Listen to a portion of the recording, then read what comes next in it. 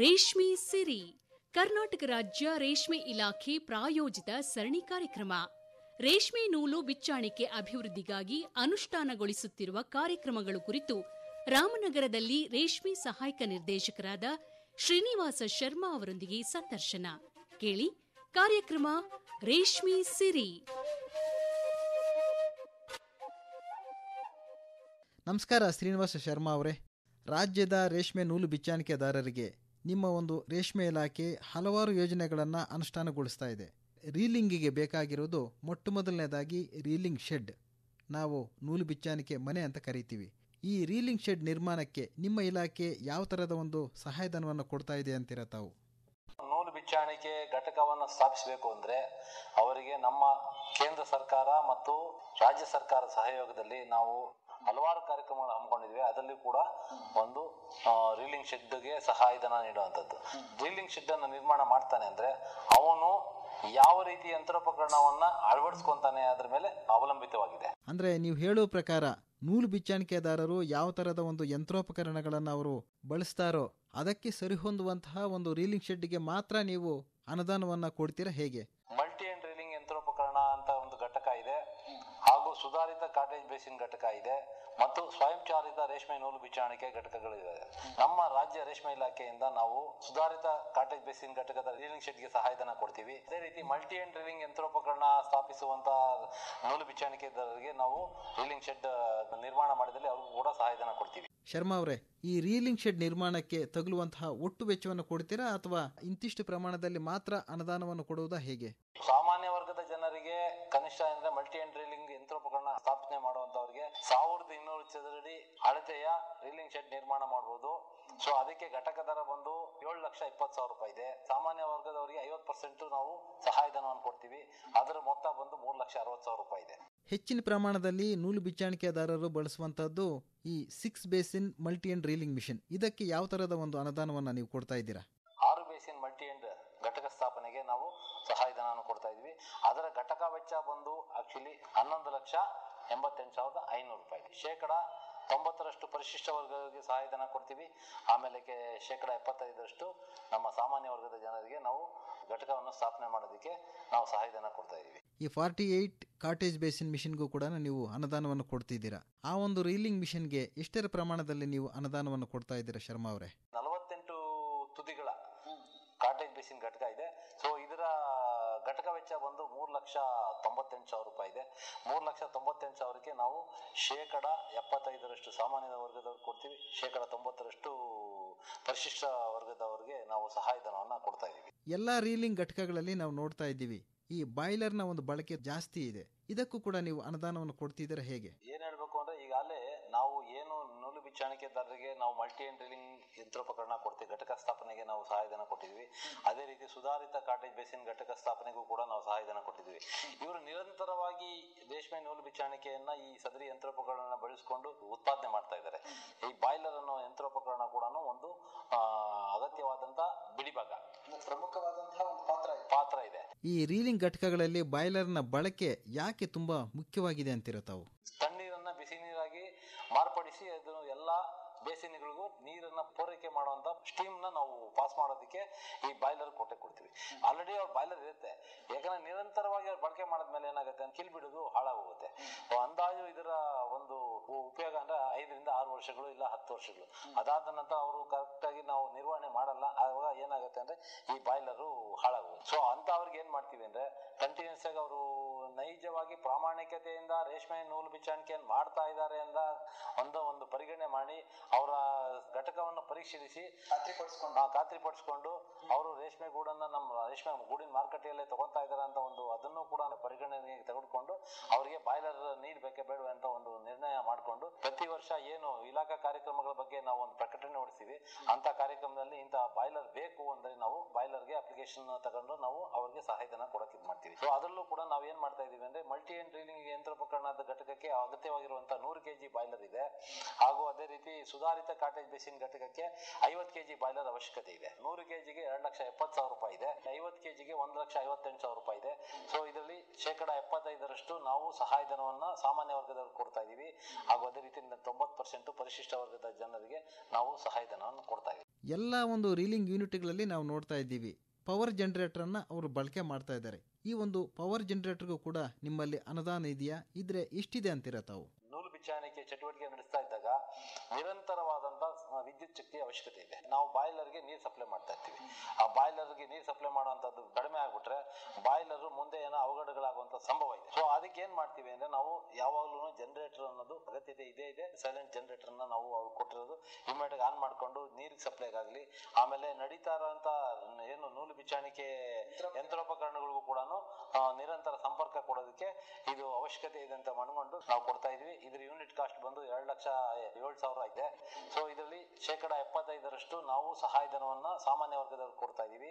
ಹಾಗೂ ಅದೇ ರೀತಿ 90% ಪರಿಶಿಷ್ಟ ವರ್ಗದ ಜನರಿಗೆ ನಾವು ಸಹಾಯಧನವನ್ನು ಕೊಡ್ತಾ ಇದೀವಿ. ಹಾಗೆ ನೋಡೋದಾದ್ರೆ ಸುಮಾರು ಕಡೆ ಈ ಸೋಲಾರ್ ಪವರ್ ಜನರೇಟರ್ ಕೂಡ ಬಳಕೆ ಮಾಡ್ತಿದ್ದಾರೆ. ಇದಕ್ಕೂ ಕೂಡ ನಿಮ್ಮಲ್ಲಿ ಅನುದಾನ ಇದೆಯಾ ಹೇಗೆ ಶರ್ಮಾ ಅವರೇ? ಸಾಕಷ್ಟು ರೀಲಿಂಗ್ ಘಟಕಗಳು ಎಲ್ಲ ಮನೆಗಳಲ್ಲೇ ಇಲ್ಲ ಮನೆ ಆವರಣದಲ್ಲೇ ಅವ್ರು ಹಾಕೊಂಡಿರ್ತಾರೆ.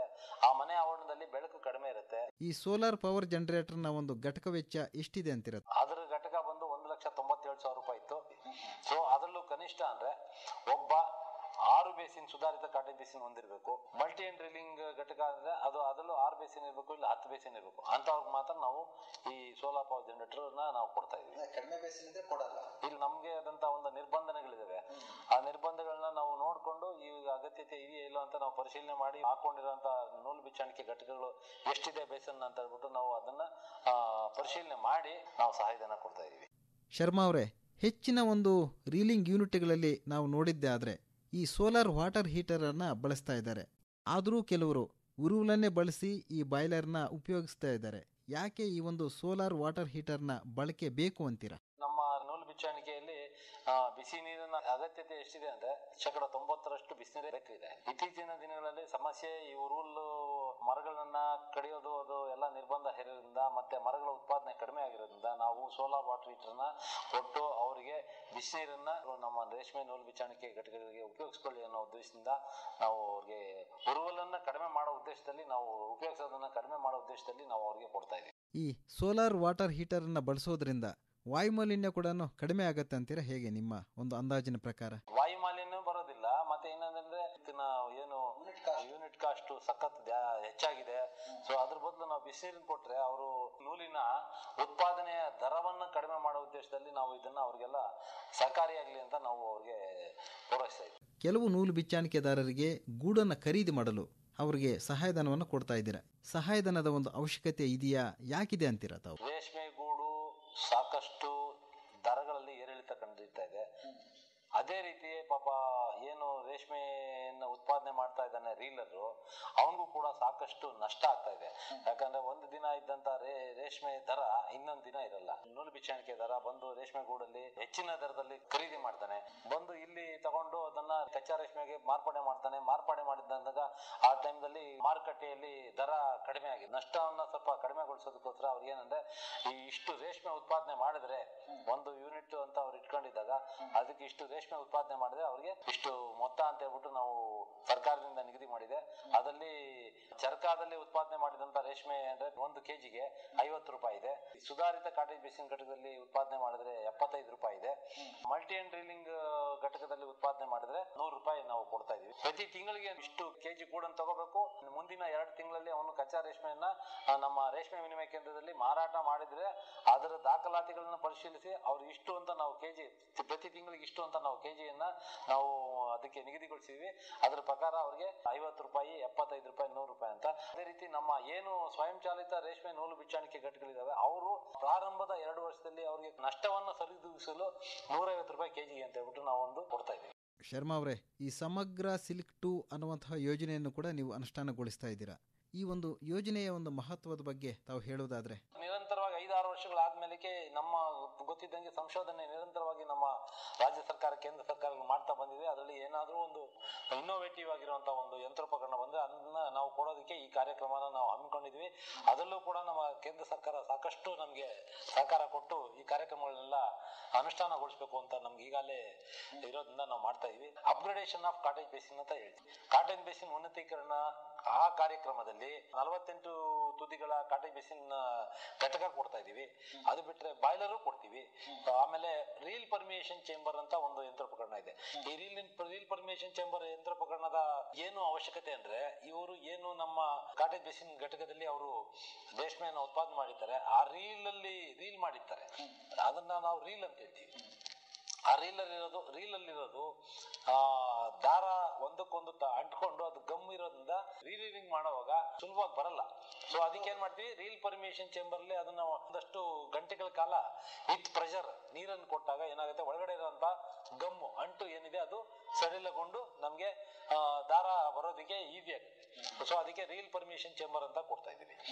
ಶ್ರೀನಿವಾಸ್ ಅವರೇ, ರೇಷ್ಮೆ ನಾಡು ರಾಮನಗರವನ್ನ ನಾವು ಬೆಳಗಿನಿಂದ ನೋಡ್ತಾ ಇದ್ದೀವಿ. ಇಲ್ಲಿ 100 ರೀಲಿಂಗ್ ಘಟಕಗಳಿವೆ.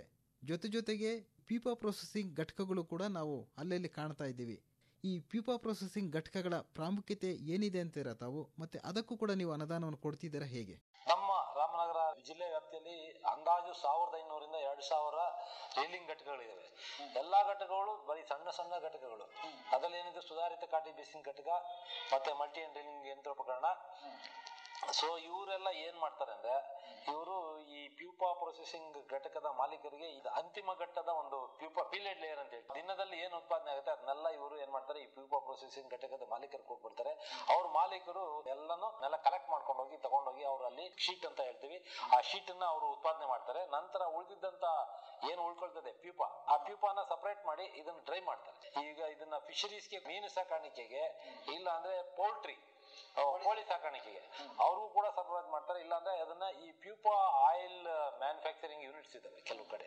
ಆಕ್ಚುಲಿ ಆ ಪ್ಯೂಪಾ ಆಯಿಲ್ ಎಷ್ಟು ಮನುಷ್ಯನ್ಗೆ ಉಪಯೋಗ ಅಂದ್ರೆ, ಒಮೆಗಾ 3 ಫ್ಯಾಟಿ ಆಸಿಡ್ ಇರುವಂತ ಒಂದು ಎಣ್ಣೆ. ಅದು ಸಖತ್ ಪ್ರೋಟೀನಿಷಿಯಸ್ ಮತ್ತೆ ಸಾಕಷ್ಟು ಪೋಷಕಾಂಶಗಳು ಉಳ್ಳಂತ ಎಣ್ಣೆ. ನಮ್ಮ ಮಾನವನಿಗೆ ಏನಾದ್ರೂ ಹೃದಯ ಕಾಯಿಲೆ ಇದ್ದಲ್ಲಿ ಅದನ್ನ ರೆಗ್ಯುಲರ್ ಆಗಿ ಕಂಟಿನ್ಯೂಸ್ ಆಗಿ ಒಂದು 15 ರಿಂದ 20 ದಿನ ತಗೊಂಡ್ರೆ ಕೊಲೆಸ್ಟ್ರಾಲ್ ಏನಿದೆ ನಿಯಂತ್ರಣಕ್ಕೆ ತರೋದಕ್ಕೆ ಅದು ಸಾಕಷ್ಟು ಸಹಕಾರಿಯಾಗಿದೆ. ಕೆಲವೊಂದು ದೇಶಗಳಲ್ಲಿ ರೇಷ್ಮೆ ಹುಳದ ಕೋಶ ಅಂದ್ರೆ ಪ್ಯೂಪಾ ಅಂತ ನಾವು ಏನು ಕರಿತೀವಿ, ಅದನ್ನು ಕೂಡ ತಿನ್ನೋದಕ್ಕೆ ಬಳಸ್ತಾರೆ ಅಂತ ಕೇಳಿದ್ದೀವಿ, ನಿಜವೇ? ಚೈನಾ ದೇಶದಲ್ಲಿ ಅದನ್ನೇ ನಮ್ಮ ಏನ್ ಕಳ್ಳೆ ಬೀಜನ ಯಾವ ತರ ನಾವು ಹುರಿದು ತಿಂತೀವೋ ಅದೇ ರೀತಿ ಅವರು ಅದನ್ನ ತಿಂತಾರೆ.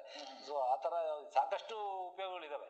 ನಮ್ಮ ಏನು ರೇಷ್ಮೆ ಗೂಡಿನಂತ ಚಟುವಟಿಕೆಯಲ್ಲಿ ಯಾವುದೇ ಒಂದು ವಸ್ತು ಕೂಡ ಅನುಪಯುಕ್ತ ಅಂತ ಇಲ್ವೇ ಇಲ್ಲ. ಎಲ್ಲ ಪ್ರತಿಯೊಂದನ್ನು ಉಪಯುಕ್ತ ಆಗುತ್ತೆ, ಪ್ರತಿಯೊಂದನ್ನು ಉಪಯೋಗಿಸ್ತಾರೆ, ಪ್ರತಿಯೊಂದಕ್ಕೂ ಬೆಲೆ ಇದೆ. ನಮ್ಮ ಕಾರ್ಯಕ್ರಮವನ್ನು ಕೇಳ್ತಾ ಇರುವಂತಹ ನಿರುದ್ಯೋಗಿ ಯುವಕ ಯುವತಿಯರು ಒಂದು ರೀಲಿಂಗ್ ಘಟಕವನ್ನು ಸ್ಥಾಪನೆ ಮಾಡಿಕೊಂಡು ಸ್ವಯಂ ಉದ್ಯೋಗಿಗಳಾಗ್ತೀವಿ, ಅದಕ್ಕಾಗಿ ನಮಗೆ ತರಬೇತಿ ಬೇಕು ಅನ್ನೋದಾದ್ರೆ, ನಾವು ನಮ್ಮ ಕೇಂದ್ರ ರೇಷ್ಮೆ ಮಂಡಳಿಯ ಸಹಕಾರದೊಂದಿಗೆ ನಾವೀಗಾಗಲೇ ಸಿಲ್ಕ್ ರೀಲಿಂಗ್ ಟೆಕ್ನಾಲಜಿ ಬಗ್ಗೆ ತರಬೇತಿಯನ್ನ ನಾವು 3 ತಿಂಗಳಿಗೆ ಒಂದ್ಸತಿ ಎಲ್ಲೆಲ್ಲಿ ರೀಲಿಂಗ್ ಘಟಕಗಳಿದಾವೆ ಅಲ್ಲೇ ಹೋಗಿ ನಾವು 1 ದಿನದ ಕಾರ್ಯಕ್ರಮಗಳನ್ನ ಏರ್ಪಡಿಸಿಕೊಂಡು ನಾವು ಅವ್ರಿಗೆ ಮಾಹಿತಿಯನ್ನ ಕೊಡ್ತಾ ಇದೀವಿ. ಮತ್ತೆ ಏನೇನ್ ನಮ್ಮ ಇಲಾಖೆ ಕಾರ್ಯಕ್ರಮಗಳಿದಾವೆ, ಅಂತಾರಾಷ್ಟ್ರೀಯ ಗುಣಮಟ್ಟದ ರೇಷ್ಮೆಯನ್ನು ಯಾವ ರೀತಿ ಉತ್ಪಾದನೆ ಮಾಡಬೇಕು ಅನ್ನೋದನ್ನ ನಾವು ಅವ್ರಿಗೆ ಸಾಕಷ್ಟು ಮನವರಿಕೆ ಮಾಡ್ತಾ ಇದೀವಿ. ಸ್ವಯಂ ಚಾಲಿತ ನೂಲು ಬಿಚ್ಚಾಣಿಕೆ ಯಂತ್ರಗಳನ್ನು ನಾವು ನೋಡೋದಾದ್ರೆ ಶರ್ಮಾ ಅವರೇ, ಇದು ತುಂಬಾ ಬೃಹದಾಕಾರವಾದಂತಹ ಒಂದು ಘಟಕ. ಇದರ ಒಂದು ಘಟಕ ವೆಚ್ಚ ಎಷ್ಟಿದೆ ಅಂತೀರಾ? ಮತ್ತೆ ಇದಕ್ಕೂ ಕೂಡ ನೀವು ಅನುದಾನವನ್ನು ಕೊಡ್ತಿದ್ದೀರಾ? ಕೊಡೋದಾದ್ರೆ ಎಷ್ಟು ಕೊಡ್ತಿದ್ದೀರಾ ತಾವು? ನಮ್ಮ ರಾಮನಗರದಲ್ಲಿ ಈಗಾಗಲೇ 50 ಸ್ವಯಂ ಚಾಲಿತ ರೇಷ್ಮೆ ನೂಲು ಬಿಚ್ಚಾಣಿಕೆ ಘಟಕಗಳು ಈಗಾಗಲೇ ಸ್ಥಾಪನೆ ಆಗಿದ್ದಾವೆ. ಅದರಲ್ಲೂ ಕೂಡ ನಮ್ಮ ರಾಮನಗರ ಟೌನ್ ನಲ್ಲೇನೆ ಅಂದಾಜು 32 ಘಟಕಗಳು ಇದಾವೆ. ಅವರು ಏನಂದ್ರೆ ಅಂತಾರಾಷ್ಟ್ರೀಯ ಗುಣಮಟ್ಟದ ಅಂದ್ರೆ 4A ಗ್ರೇಡ್ ರೇಷ್ಮೆಯನ್ನ ಉತ್ಪಾದನೆ ಮಾಡ್ತಾರೆ. ಅದೇ ರೀತಿ ಕನಕಪುರದಲ್ಲೂ ಕೂಡ 15 ಸ್ವಯಂ ಚಾಲಿತ ರೇಷ್ಮೆ ನೂಲು ಬಿಚ್ಚಾಣಿಕೆ ಘಟಕ ಇದೆ. ನಮ್ಮ ಇಲಾಖೆಯಿಂದ 75% ನಾವು ಸಹಾಯಧನವನ್ನ ನಾವು ಕೊಡ್ತಾ ಇದೀವಿ. ಅದರ ಘಟಕ ವೆಚ್ಚ ಬಂದು 1,50,00,000 ಇದೆ ಅಂದಾಜು. ಸೊ ಅದಕ್ಕೆ ನಾವು 75% ನಾವು ಕೊಡ್ತಾ ಇದ್ದೀವಿ. ನಾವು ಅವ್ರು ಹಾಕಿದಂತ ಅರ್ಜಿಯನ್ನ ಪರಿಗಣನೆಗೆ ತಗೊಂಡು ನಾವು ಫಸ್ಟ್ ಮಾಜರ್ ನಡೆಸಿ, ಸೊ ಆ ನಂತರ ಇವರಿಗೆ ಕೊಡ್ಬೇಕಾ ಬೇಡವಾ ಅಂತ ಹೇಳ್ಬಿಟ್ಟು ನಮ್ಮ ರೇಷ್ಮೆ ಇಲಾಖೆ ಕೇಂದ್ರ ಕಚೇರಿಯಲ್ಲಿ ಒಂದು ಸಮಿತಿಯಲ್ಲಿ ಇಟ್ಟು ಇದನ್ನ ಅನುಮೋದನೆ ಪಡೆದು ನಾವು ನಂತರ ಅವರಿಗೆ ಸಹಾಯಧನವನ್ನ ಕೊಡೋದಕ್ಕೆ ಕಾರ್ಯಕ್ರಮನ ಏರ್ಪಡಿಸಿಕೊಂಡಿದ್ದೀವಿ. ಶ್ರೀನಿವಾಸ ಶರ್ಮಾ ಅವರೇ, ಇದುವರೆಗೆ ರಾಜ್ಯದ ರೇಷ್ಮೆ ನೂಲು ಬಿಚ್ಚಾಣಿಕೆ ಅಭಿವೃದ್ಧಿಗಾಗಿ ರೇಷ್ಮೆ ಇಲಾಖೆ ಅನುಷ್ಠಾನಗೊಳಿಸುತ್ತಿರುವ ಕಾರ್ಯಕ್ರಮಗಳ ಬಗ್ಗೆ ಸಾಕಷ್ಟು ಮಾಹಿತಿಯನ್ನ ನಮಗೆ ಒದಗಿಸಿಕೊಟ್ಟಿದ್ದೀರಾ. ನಮ್ಮ ಆಕಾಶವಾಣಿಯ ಪರವಾಗಿ ಹಾಗೂ ನಮ್ಮ ಎಲ್ಲ ಕೇಳುಗರ ಪರವಾಗಿ ತಮಗೆ ಧನ್ಯವಾದಗಳು. ನಮಸ್ಕಾರ.